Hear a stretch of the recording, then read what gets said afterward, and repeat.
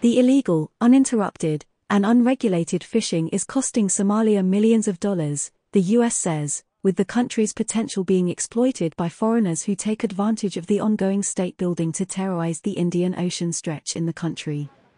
Somalia is one of the countries with the largest coastlines extending for 3,333 kilometers from Kionga in Lamu to miles to the north past the port of Berbera, which is becoming a crucial entry for goods destined for East Africa. The new port has even overtaken the fortunes of Mombasa port in Kenya.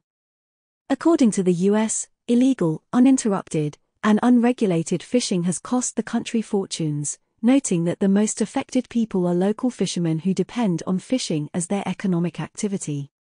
The proceeds of fishing, the US added, are diverted from the local economy.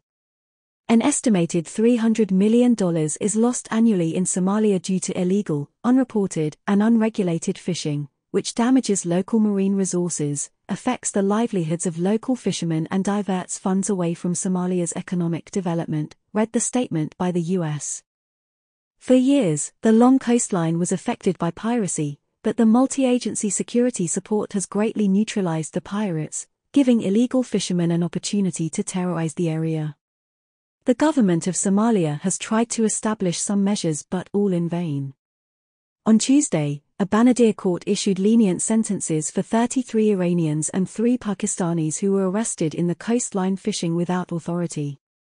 The 36 people were arrested by security forces in April 2022 and have been undergoing trial in the Somali capital, Mogadishu. The court fined them $396,000 each, $11,000, and ruled confiscation of the 2 boats, equipment, and 24,850 tons of fish they illegally caught in Somalia waters.